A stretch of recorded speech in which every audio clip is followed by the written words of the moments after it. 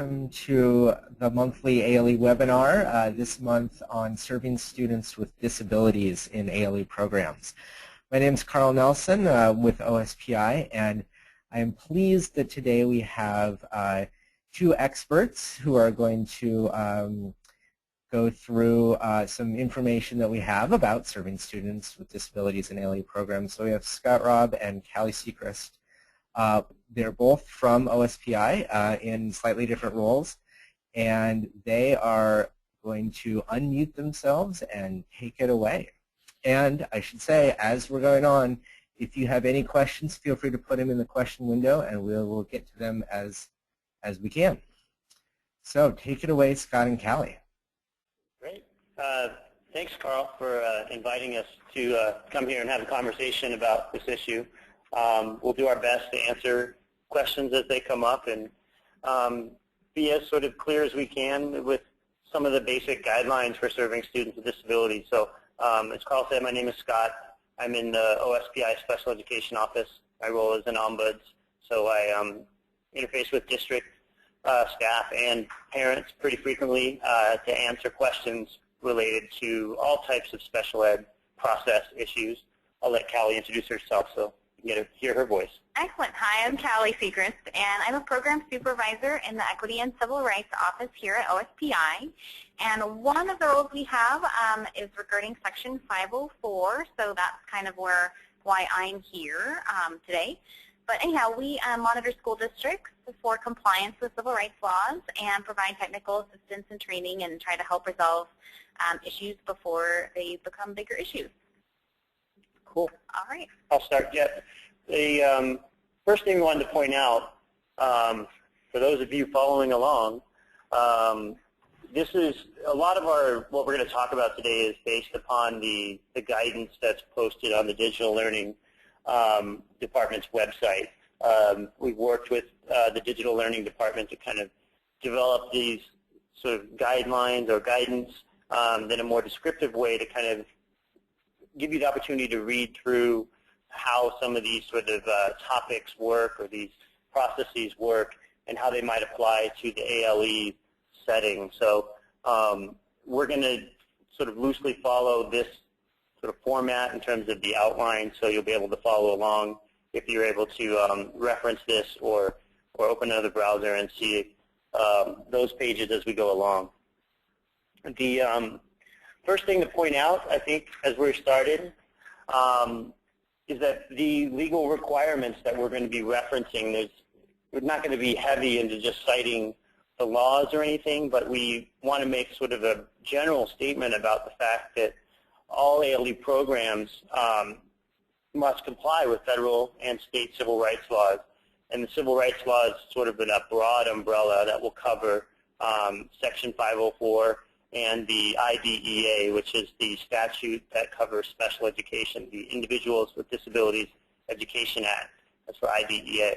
And Callie and I will go back and forth to kind of chime in when it comes to the relevant law or statute and how those things apply for the separate processes. So, and the guidance that we have posted on the Digital Learning Department website covers both of these areas. I think we'll start with 504. So. All right. So as Scott mentioned, school districts must comply with Section 504, and Section 504 applies to any programs or activities under the school district, which includes ALE programs. So I'm just going to cover just the very, very basics of Section 504 super quickly here. So Section 504 is a federal civil rights law, and it prohibits discrimination on the basis of disability. So what you see on the screen here, this is directly from the Section 504 statute, and I'm just going to read it out loud and then kind of break it down. It provides that no otherwise qualified individual with a disability shall, solely by reason of his or her disability, be excluded from participation in, be denied the benefits of, or be subjected to discrimination under any program or activity receiving federal financial assistance.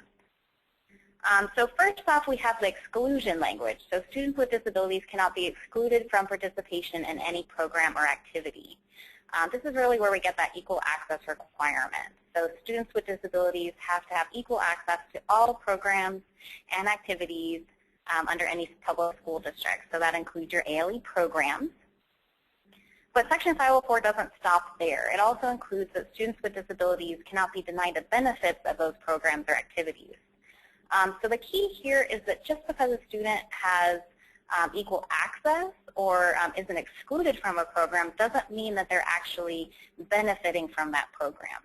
So that's why under Section 504, we have a requirement to provide accommodations, aids, or services that the student needs in order to benefit from that program. That's why we have Section 504 plans that really lay that out. It's really whatever the student needs to get that equal benefit. And so that's where that second piece comes in, that students with disabilities cannot be denied the benefits of your programs or activities.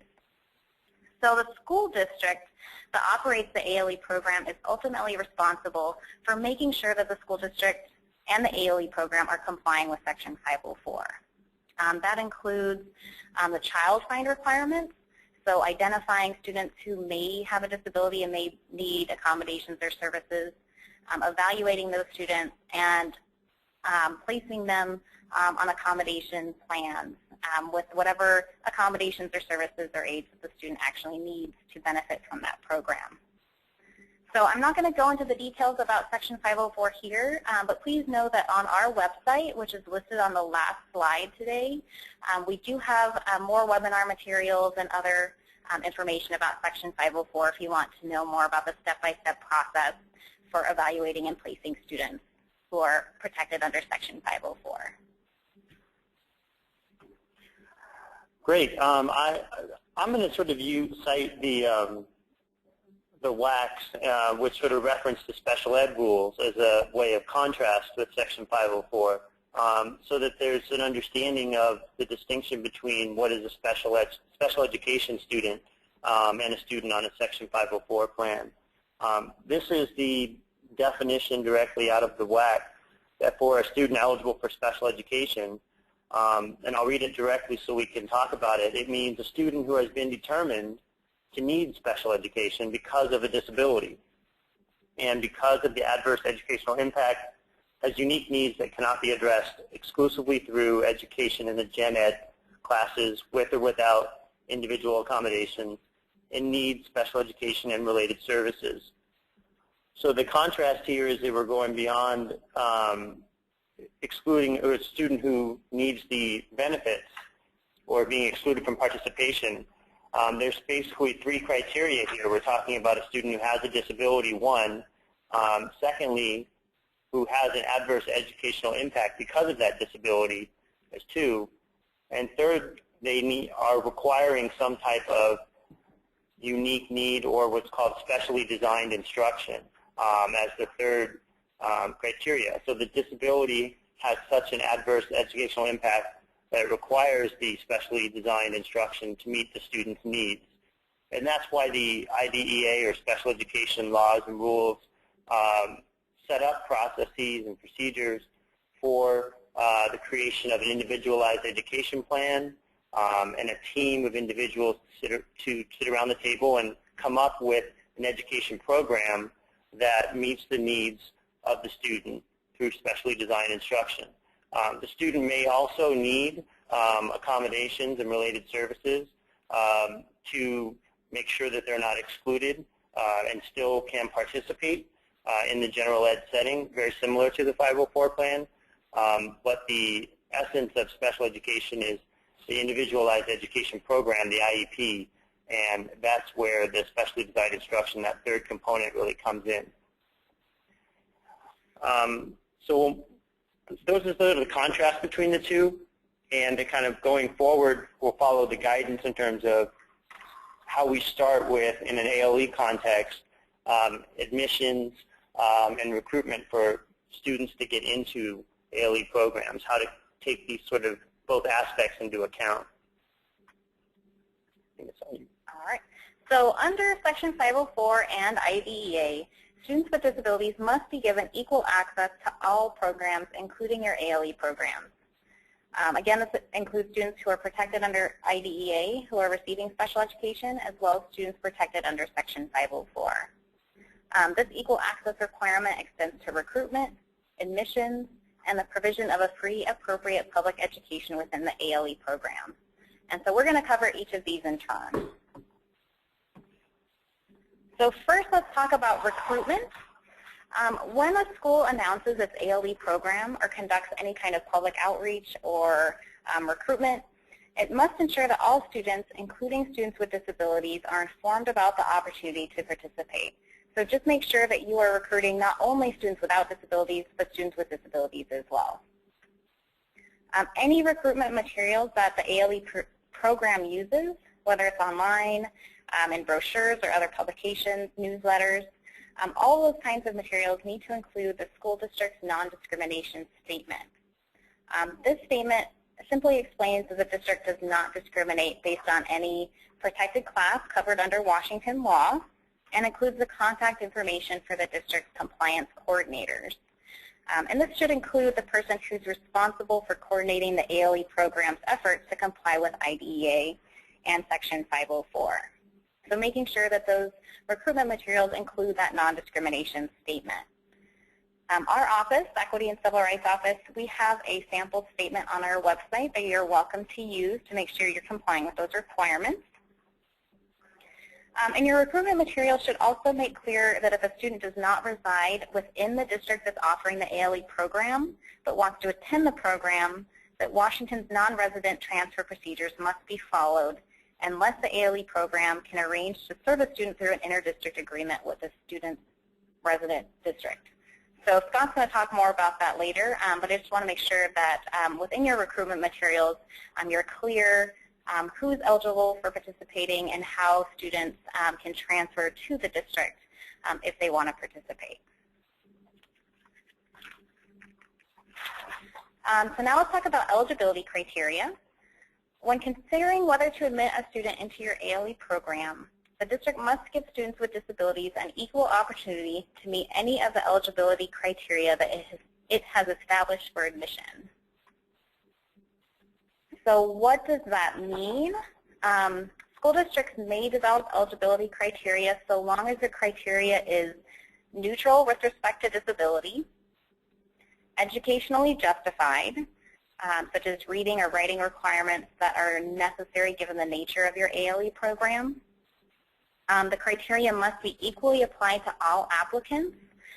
So if you have reading criteria or reading achievement criteria, you need to apply that to all of your students, both students with disabilities and students without disabilities. And those criteria must also be modified when it's necessary to avoid discrimination, unless that modification would fundamentally alter the nature of the program. This is really case-by-case determination. So it's kind of hard to give too many examples, but let's say you have an ALE program and you've established specific reading and writing criteria for admission. So that criteria is okay. Reading and writing criteria generally are neutral with respect to disability. If it's educationally justified, given the nature of your online program, to have that kind of eligibility criteria, that's fine. You're applying that equally to all applicants, but you must modify that criteria if you need to avoid discrimination. So let's say you have a student with dyslexia, and the student isn't able to meet reading criteria based on the student's disability. Depending on the situation, you may need to modify that criteria to allow that student to participate if it's to avoid discrimination based on disability. And how, to the degree to which you have to modify the criteria really depends on the nature of your program and how severe the modification is. You do not have to modify it to the point that you are changing the essential nature of the program. But up until that point, modifications may be necessary.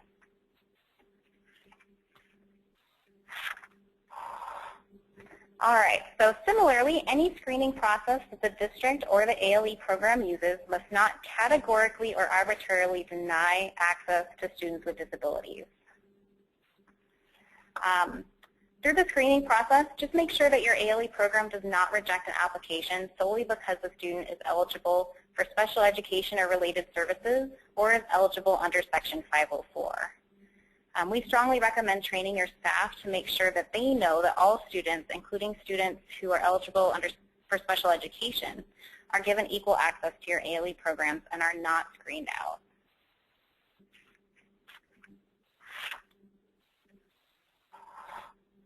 All right, so I'm going pretty quick. At this point, do we have any questions?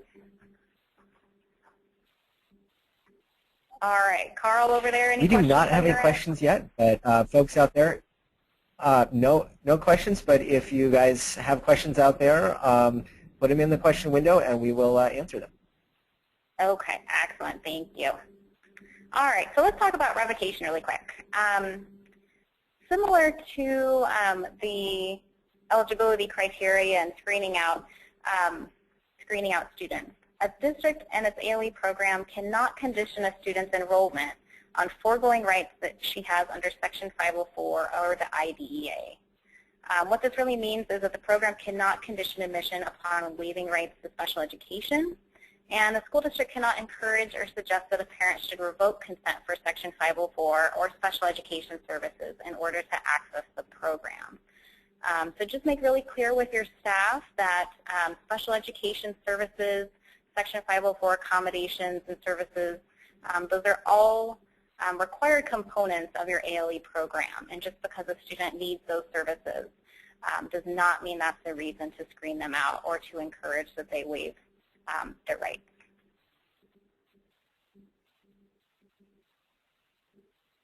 All right, so capacity. When admitting students to your ALE program, be very careful about using capacity as a means to deny admission to a student. In general, especially online ALE programs, do not have the same capacity limits as physical bricks and mortar classrooms. Because of this, an online ALE program should generally not use classroom size as a basis for denying admission. If your ALE program does use capacity to determine enrollment, just make sure that you apply those same capacity limitations to all students and not just students who need special education services. So make really clear that you have a certain threshold for capacity limits if that's something that you're using, and apply those equally to all students, not just students with disabilities.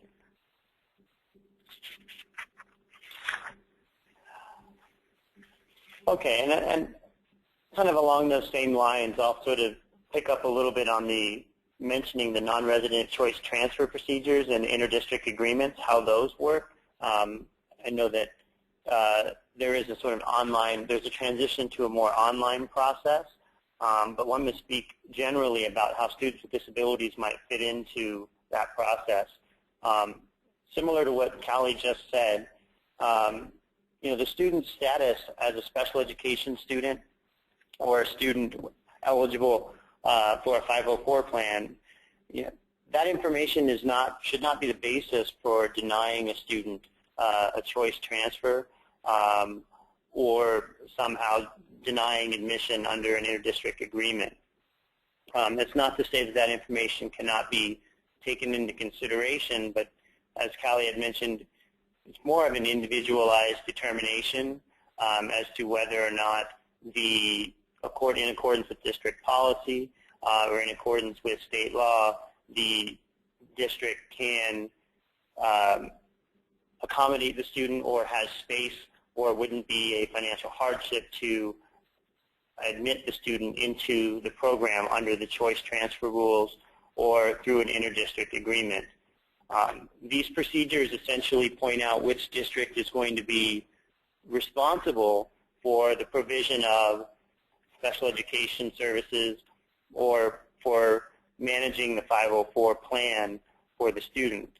And so if the student choice transfers into your district or the district who is hosting the ALE program is even a remote district from where the student lives, that student still becomes administratively the responsibility of the non-resident district, so that that district is responsible for convening the IEP team or the 504 team to ensure that the services that the student needs are being provided. That district is also responsible for making sure, if necessary, for contracting with the local resident district where the student lives, even though that student may not be technically administratively considered a member of that district. The district who has responsibility under the non-resident transfer procedures or who has responsibility under an inter-district agreement still has the possibility of contracting for local services on the ground, so to speak.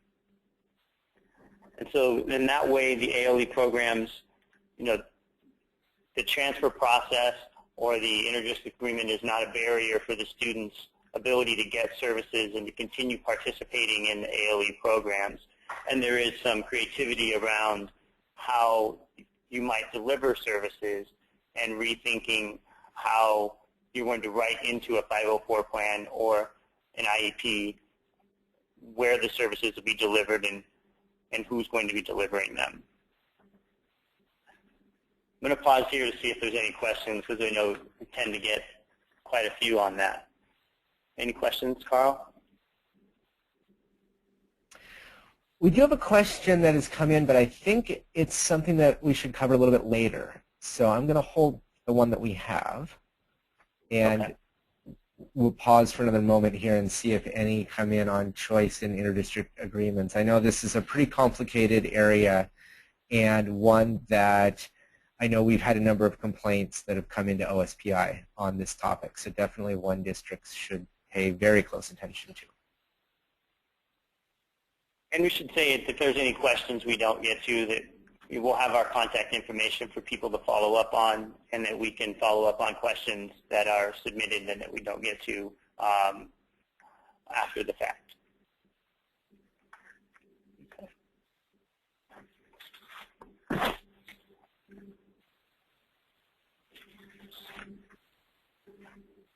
I will move on to the next topic, and if we need to circle back and answer a question that comes in, we'll try to do that towards the end of the session. Once a student has been admitted, and we're talking about how do we provide services for the student, there is the concept of a free appropriate public education, or what is referred to as FAPE. And in an ALE context, what is appropriate for a student with a disability may need to change based on the context or the nature of the ALE program. And that's the purposes of why there's a 504 team or an IEP team that comes together to talk about what is FAPE going to look like. And it may look like something different depending on whether there's a 504 or an IEP. And so we'll briefly kind of cover that. Excellent. So I'll just talk really quickly here about FAPE in the Section 504 context.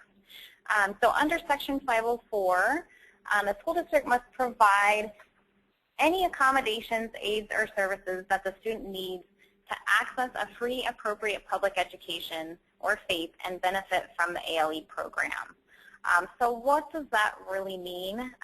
This really gets at that equal benefit piece that we talked about before. So as the student's 504 team meets and evaluates the student, this is where the team determines how the student's disability impacts their access and their ability to benefit from their educational environment, whether it's access to the materials themselves, access to technology, how they interact with the information provided. It's a really broad evaluation process. And the types of accommodations, aids, or services that can be provided are really broad. It really depends on the particular student, how old the student is, what the nature of the student's disability is, how it's impacting this particular student. It's really a case-by-case, individualized evaluation that's conducted by a team of people. So when we talk about FAPE, first off, it's free. Free appropriate public education. Free meaning it's free to the student and free to the parent and the family. So the evaluation process, along with any aids or accommodations or services that the student needs, must be provided at the district's expense. The next piece there is appropriate, really appropriate to the needs of the student given their particular disability and their needs, and then to public education. So if a student needs a particular accommodation, aid, or service in order to equally benefit from your ALE program, the district has to provide it. The district cannot limit the accommodations or services it will provide. For example, you can't limit students to a certain number of hours of specialized instruction or state that a program won't provide certain services like counseling or tutoring. It's really whatever accommodations, aids, or services the student actually needs, the district has to provide. Accommodations, again, must be really individualized for the student given the nature of their disability. Depending on the student, accommodations could include, for example, ensuring that online learning environments are accessible to students who are blind or have low vision, ensuring that a student can access printed materials if they have a visual impairment, ensuring that a student can access audio materials if they have a hearing impairment, providing assistive technology or devices, extending deadlines or eliminating non-essential assignments if necessary given the student's disability, accommodating absences, particularly if you have a student with a severe health impairment. It may be necessary to adjust your rules regarding attendance or absences for the student. Providing tutoring, counseling, or other services. It's really, the sky's the limit when it comes to accommodations and what may or may not be appropriate for a particular student. So we really recommend that 504 teams think outside the box when considering what a student needs, especially in the ALE context, not just sticking to a checklist that you can find on the internet as far as what kind of accommodations might be appropriate, but sitting down with the family and thinking about what the student actually needs given the nature of this particular program and the student's disability. So that's FAPE in 504 in a quick nutshell for you. Hey guys, it looks like we've had a few questions come in, so if we have a chance to pause. Two kind of related questions. Because ALE is so much about students who aren't in a traditional classroom environment, are there some issues about where some of these specialized services would be provided? And I think this question is really getting to the fact that oftentimes an ALE program may not be located in the same spot in a school district as some of the other schools. So could a district have an ALE student go to another site to receive their, their special services? The answer to that would be yes. I mean, we mentioned it briefly when in terms of contracting with, say, a local resident district where the student resides, even though the student is administratively the responsibility of a non-resident district or a remote district in some way, that yes, the interdistrict agreement allows for the opportunity for the districts to determine who's going to be responsible for providing those services. And even if you didn't have an interdistrict agreement and there was a choice transfer student, the ability to contract for services with the local district on the ground to provide some of the related services, even to be able to provide some of the specially designed instruction as long as it was supervised by the appropriate people, and that the district responsible for managing the student's program or their 504 plan was involved in making sure that those services are delivered the way that it was written into a plan or a program. And I just want to emphasize that if a student does not reside, if a student lives far from the school district where the ALE program is I guess, sponsored. The school district that holds the ALE program should not deny that student's participation just because they need related services that can't be provided within that district's region, if that makes sense. So the district would need to figure out a way to provide those services in that student's region if that's necessary. So again, contracting with other providers in that student's area to provide those services. So just making sure that there's some way to work that out rather than just denying a student access because they need those kinds of services. And this sort of ties in kind of with what we're talking about with what does it mean to provide a FAPE to a student? How do we ensure that they're still getting a free, appropriate public education? Because appropriate is going to be individually determined by the teams that come together and talk about what are the students' unique needs for a 504 accommodation, or in the context of special education, what are the students' unique needs in terms of instruction or related services that they might need. And so this may look differently depending upon what the students' needs are. But in general, there's some examples that have been out there. I know teletherapy is one of those things that happens now through the use of technology, using Skype or video conferencing in some way to provide services, or at least provide instruction to a student with the help of someone on the ground locally who can monitor or be there as a resource for the student. And so that it may take some creativity and some creative thinking in terms of how does specially designed instruction, or how does an accommodation, what does it look like in an ALE context? That's why the process always points towards a team of individuals to make that decision about what is appropriate, what is a FAPE for the student. Okay, I have a follow-up from that question where the person who asked the original question says, this is not about students from other districts. Okay, so we're talking about, in this case, students from within the school district that's offering the ALE program. And she says the parent partnership program has a different schedule and it doesn't mesh with the public sites, or I guess what we would call the, the traditional education buildings in the school district. Does that mean the student will have to leave the parent partnership to receive their special education, instruction or other special services? So let me sort of restate this. Does the student have to leave the parent partnership site? So that means I would assume this is in a home setting, if I've got this correct? No, because there can definitely be parent partnerships that have school buildings where kids can come on site, but it may be at a very different schedule than a traditional program.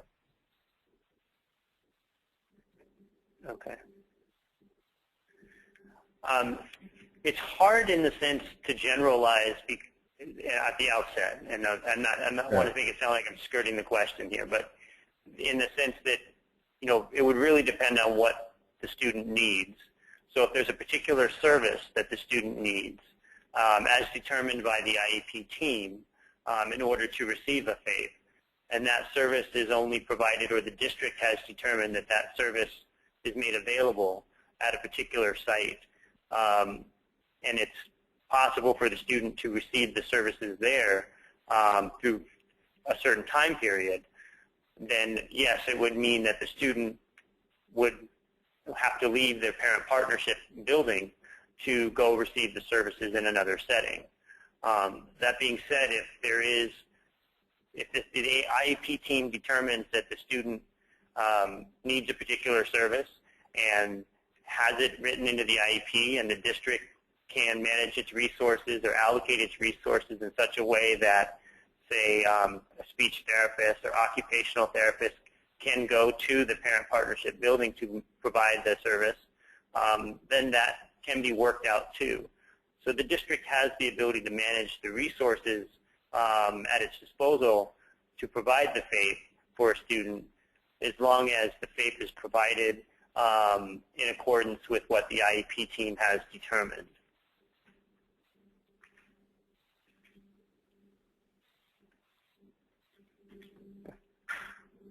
Okay. Any follow-up to that, or is that going to be we do have it.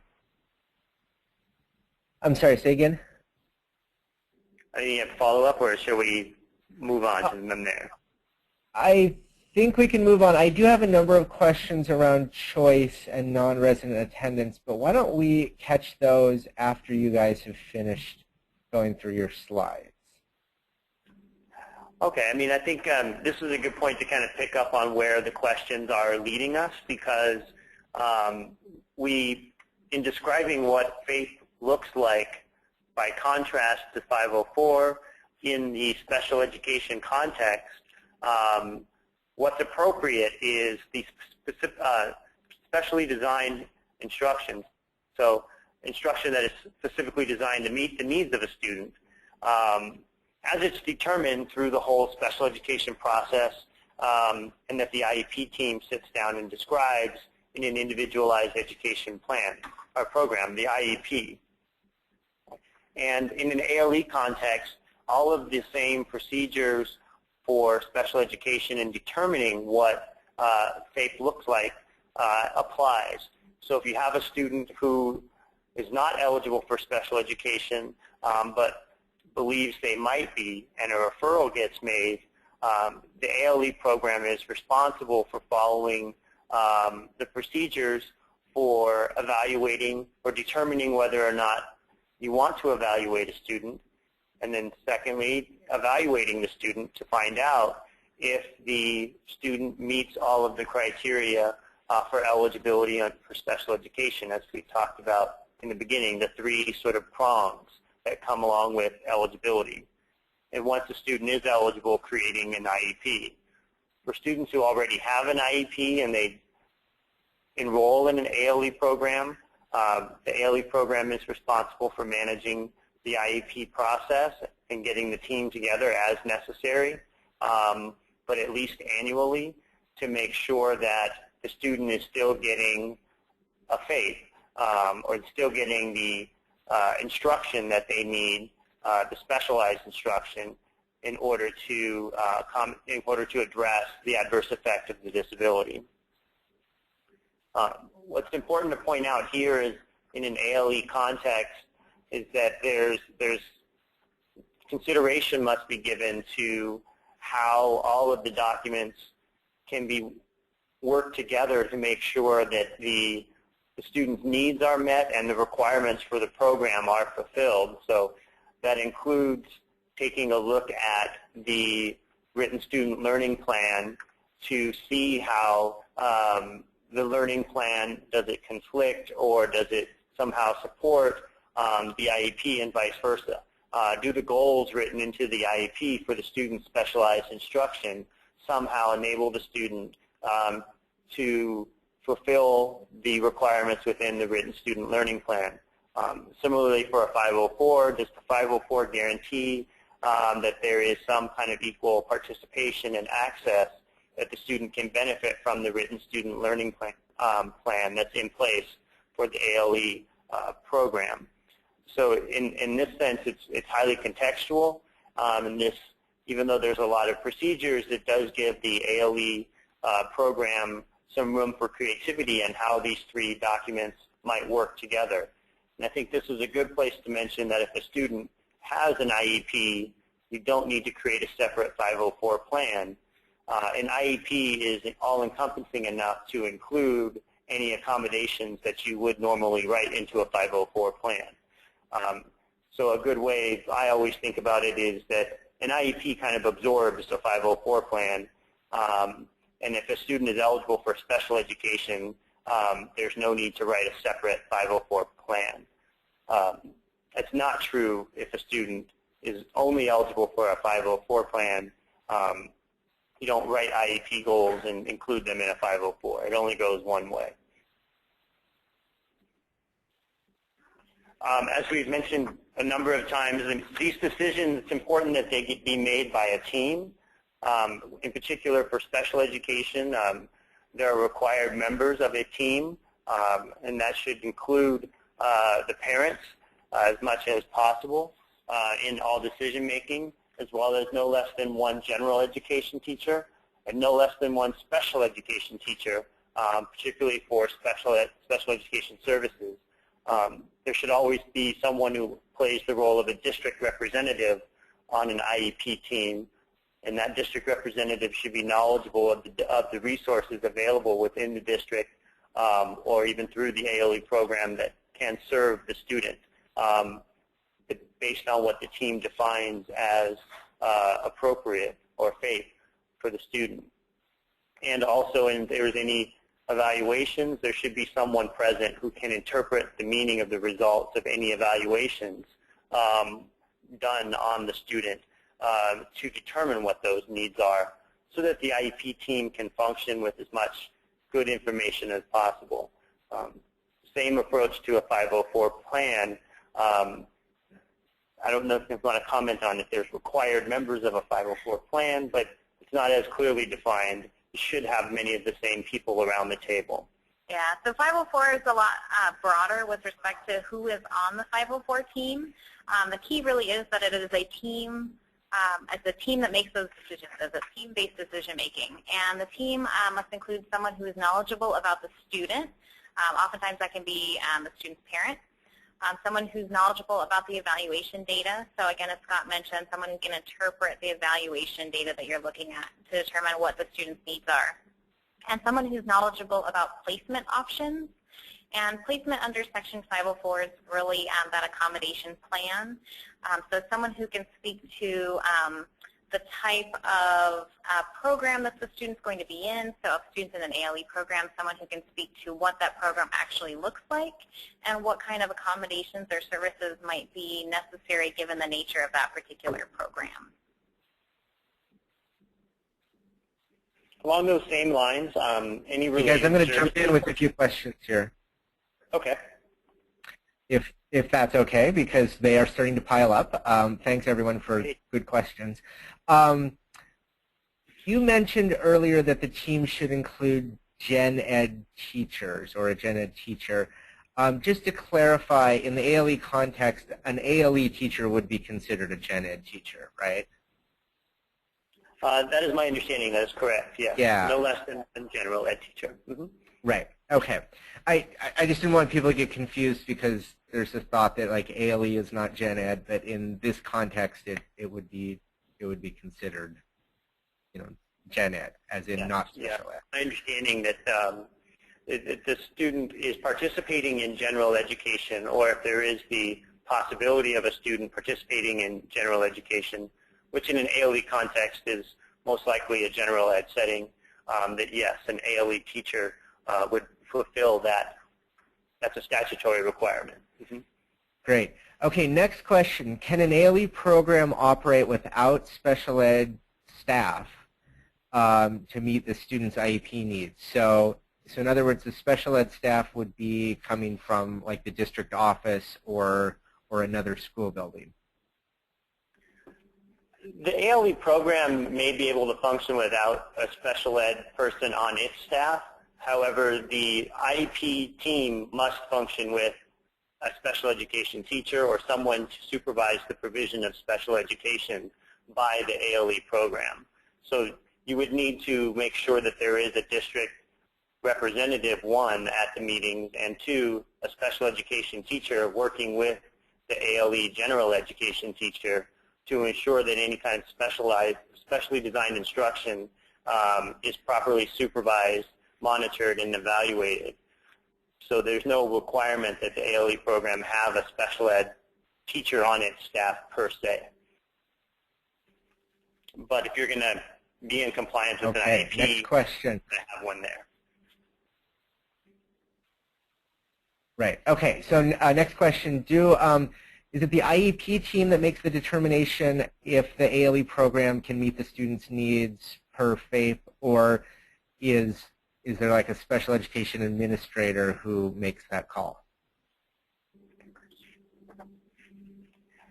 There's kind of two parts to this, I think. And the first part is what I think Callie talked about in terms of admissions and eligibility criteria.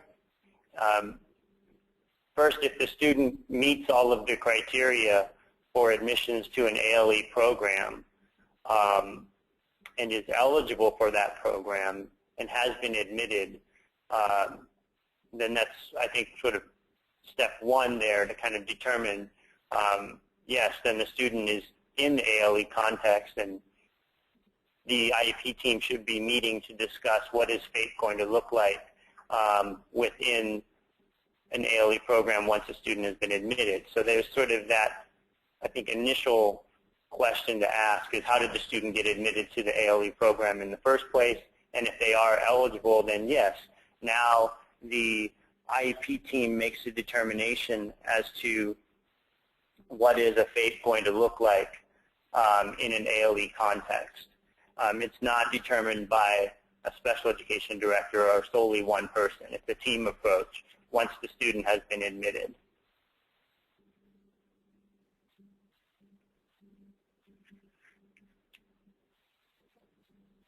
Okay, couple more questions coming in here. When determining initial special ed eligibility, how does the evaluation team determine if appropriate instruction has occurred when the parent is in that primary instructional role, as often happens in an ALE parent partnership? I think the one distinction to make in terms of the primary instruction is that the parent should not be delivering specially designed instruction. The specially designed instruction which is what makes special ed special, is supposed to be delivered by someone who's qualified to deliver the type of instruction that the student needs. So if the parent is the primary instructor, that's perfectly fine for the general ed context.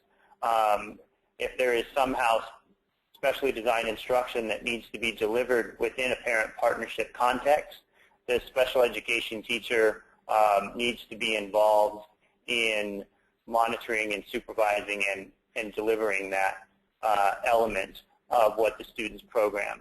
And this is where the team should be getting together to ideally talk about what is it exactly does the student need, and how can we get creative with making sure that the student's need for a particular type of specially designed instruction is met through a parent partnership program. So it may require more involvement of the special education teacher in that type of scenario. And a follow-up to that, couldn't a parent be trained by a special ed teacher to deliver SDI similar to a paraeducator? Similar to a paraeducator, the staff training and qualifications statute would not permit that in the sense that the provision of special education needs to be supervised and monitored by someone who has the appropriate qualifications and credentials. And a parent would conceivably not have that if they're in the role of a parent and not a paraeducator.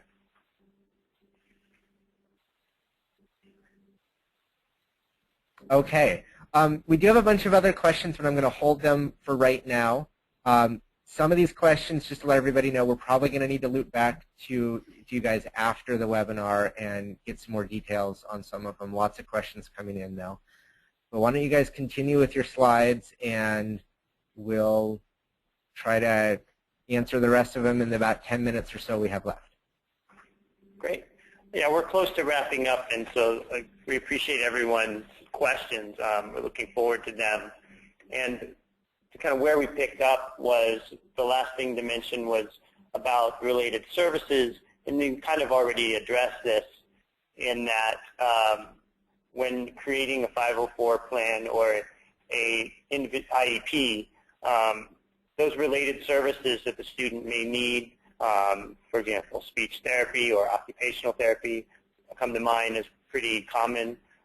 Contracting with the student's resident district is one way to do this, or contracting with another district that's nearby where the student's physically located is the way in which the FAPE can still be provided for a student.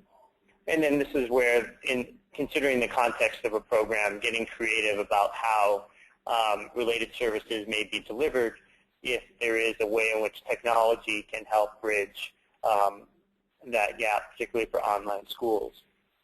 I'm going back to what Callie mentioned. The way to sum this up is that the free part of FAPE means that the district cannot limit what services it's providing based on cost or get out from under a duty to provide services to students. And because it's an ALE context, this does allow a certain degree of freedom in terms of non-traditional means of providing FAPE to a student or defining what FAPE looks like. As long as you kind of go back to what FAPE is, it has to be appropriate and determined on an individualized basis for the student to get some meaningful benefit from their education. And then ultimately we wanted to reinforce the fact that parents are involved in the discussion. This is a statutory responsibility to include the parents and to keep them informed and notified of any sort of changes of what that may or may not need to occur, and have them be a part of any discussion before any changes take place or when determining what an appropriate education looks like. Parent input is highly valued in the process.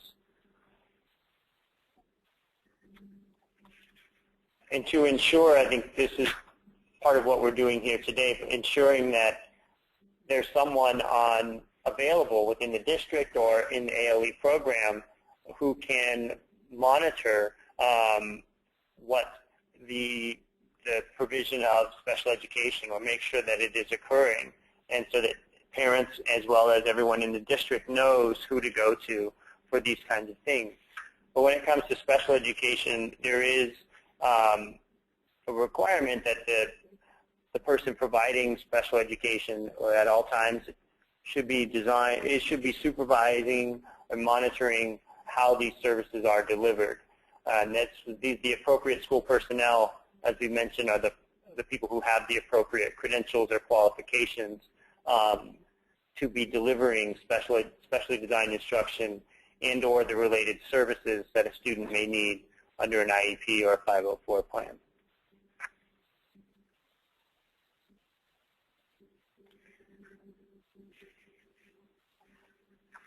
And as we mentioned in the transfer procedures, when parents are coming into the program or when they are admitted to a program, it should be clear to the parents of what the process is in order to make a request for 504 accommodations or request for a special education evaluation. So the referral procedure should be clear, or it should be clear who's managing the student's case, if you will, and so that way the parents and the student both know who they can turn to within the ALE context so that they can make requests or communicate about what the student's needs may be. And along those same lines, both Section 504 and IDEA require the parents get a copy of their procedural safeguards at various times, and one of those times is upon referral for an accommodation or a special education evaluation. There's procedural safeguards available on the Equity and Civil Rights website, as well as they're available on the special education website here at OSPI.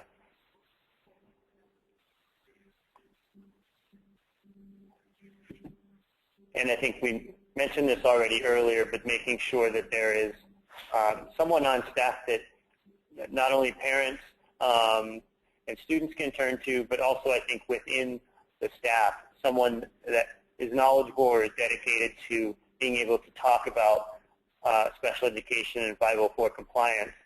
And we're certainly available for that person to consult with when it comes to questions about ensuring compliance. And with that, that's how you can contact us about the kind of questions that may come up. It sounds like there's a lot of them coming now. So, and that's all we have. Great. So There Carl, sure are a lot of questions, guys. So let's loop back to choice for a minute. And one of the questions was, what are the conditions that a district may deny a choice transfer to a student with a disability?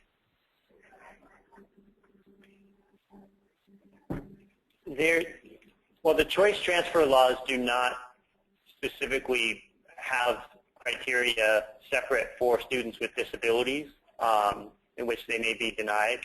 So I don't have the choice transfer law in front of me, but for instance, the financial hardship or financial or economic hardship on the district is one of the reasons by which the choice transfer may be denied.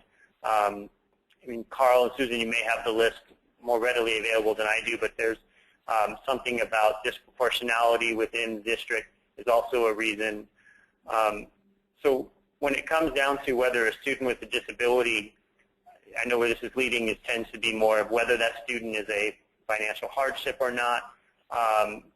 There is guidance from OCR and previous decisions that perhaps district's legal counsel can pull up, but essentially it talks about making sure that if there is a determination that it's not based solely on the fact that the student has a 504 plan or has an IEP, you really need to look at whether or not you can justify that there is no space for this student, or that the programs are not, or the programs are full or cannot be accommodating, or that the student costs too much and the district is over, would experience some sort of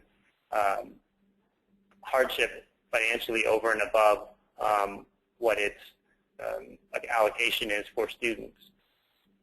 So there's no one single criteria that would determine when a student with a disability could be denied based on the services related to that disability.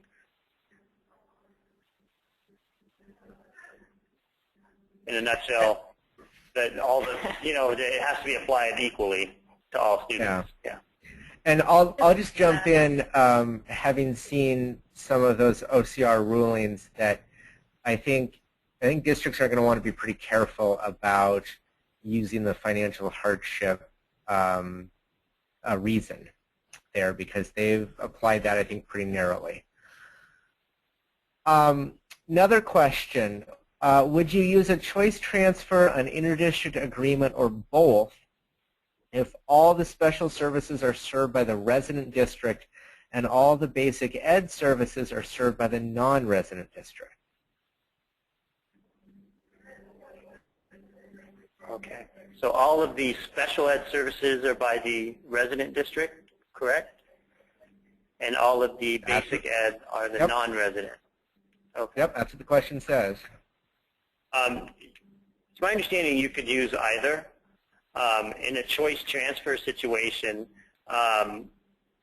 the non-resident district does the basic ed side of it, and the resident district would provide the special ed services.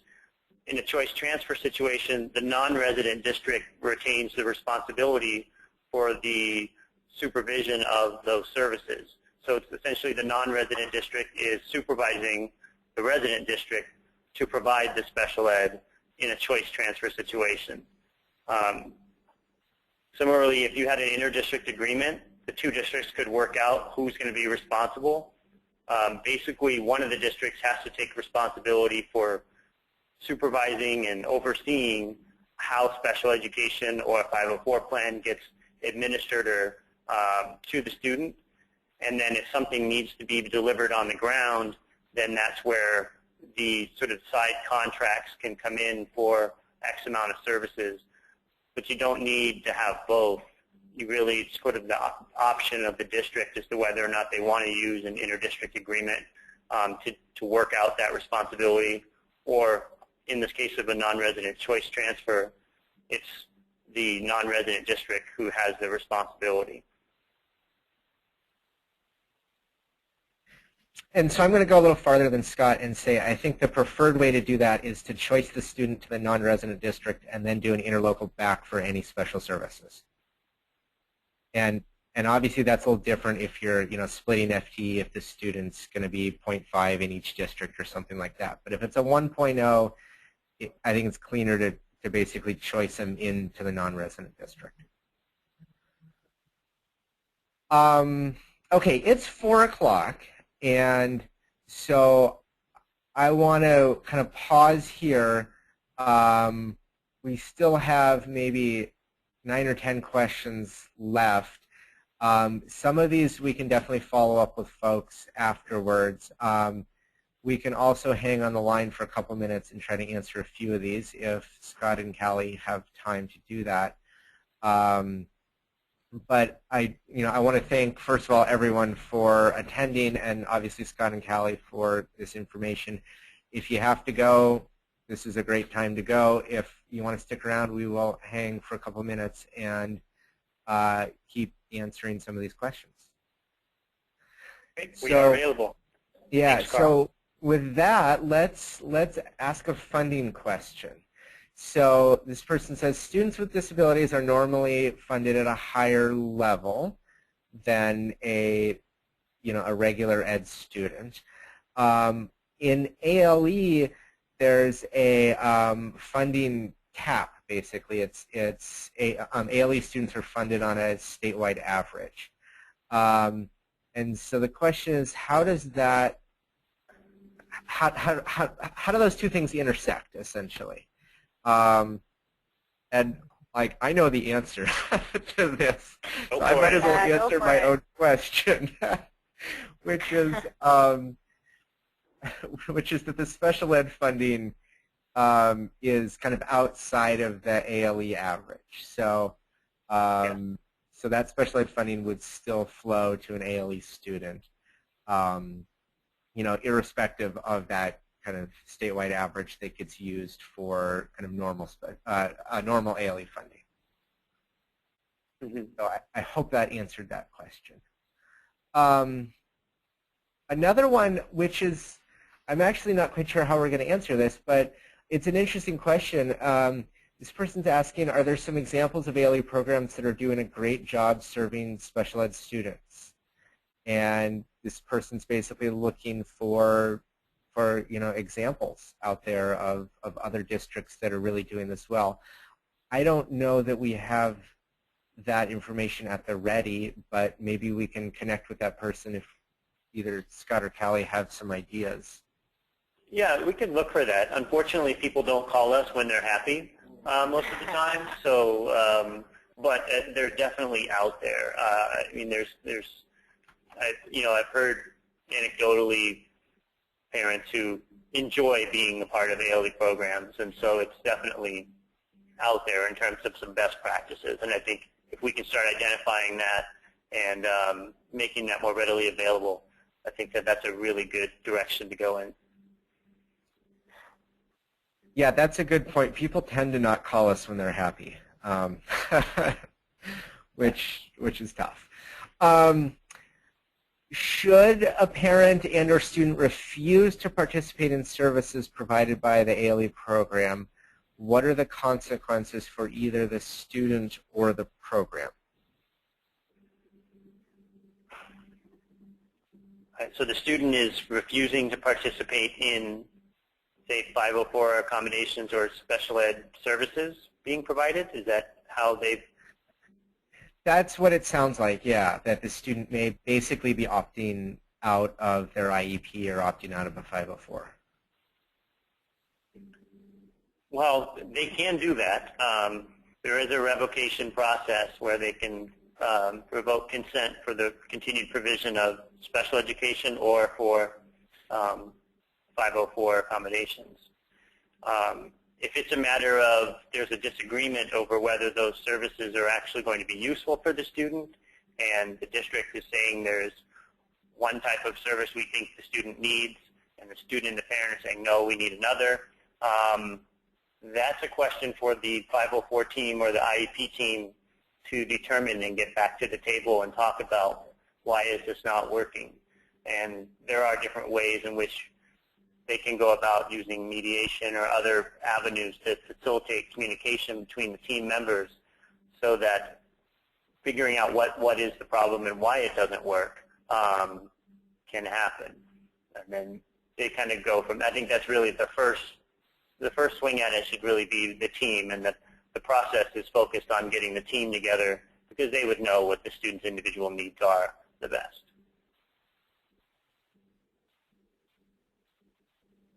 Okay. Could a district contract with a speech therapist to provide services in a student's home with the parent present? Yeah, I see no reason why that would not work.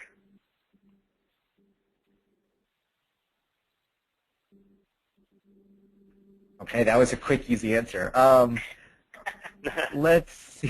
Sorry, you usually talk longer and I have time to find the next question. Whoa, that in mind, yes. Yeah, gotta stall a little bit.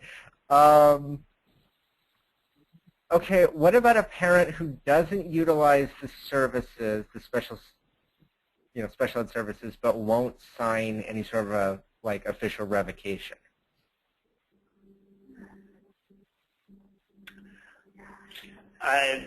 They won't use the services, but they won't revoke. Well, I mean, I think then we're really talking about kind of exploring different ways to get into the specific issues through any sort of processes available to resolve that dispute. You know, the district's responsibility is to provide a FAPE, and then ultimately, if the parent disagrees with it, they will have the ability to dispute what the district is offering as a FAPE. And if the student refuses to take advantage of those services, then yeah, I think it would be on the parent to figure out a way in which the district, you know, they can resolve the disagreement with the district as to why those services are not appropriate.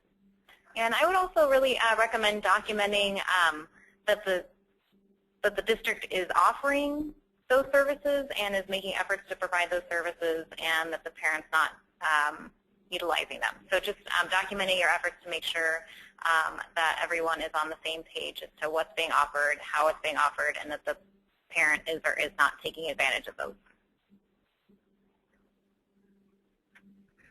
Okay.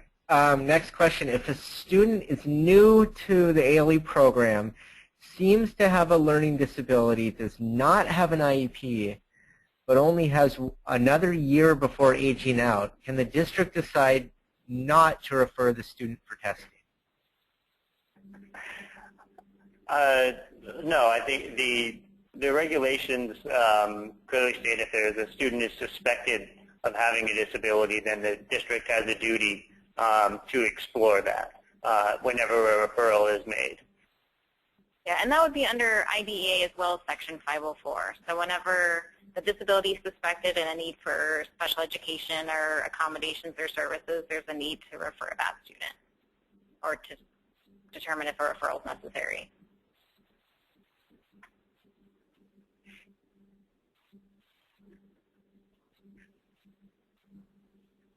Okay. Can a special education teacher in the ALE also be in the general education role? In other words, can they be responsible for the IEP and creating the student learning plan?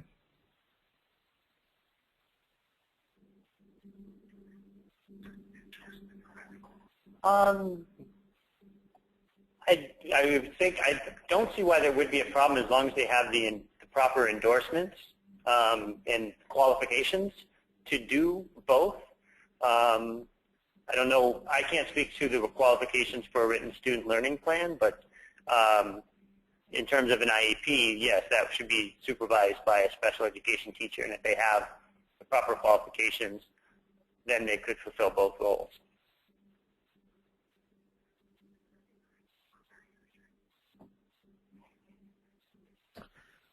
Okay. if a student in an ALE program has an IEP and is supposed to access the IEP services or SDI at another school, what is the ALE program's responsibility if the parent of the student does not make sure the student's attending at the other school where they're supposed to receive the IEP services?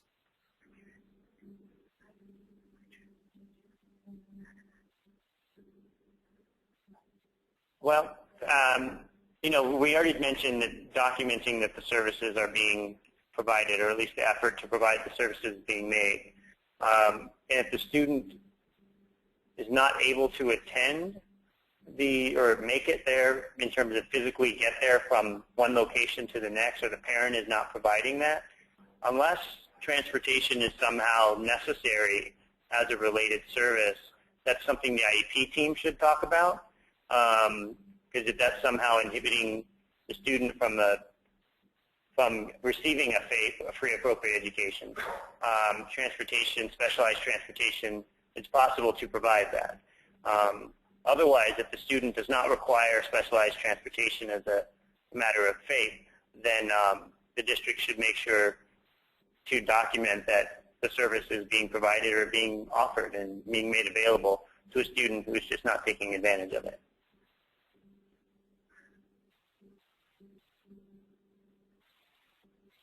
Okay.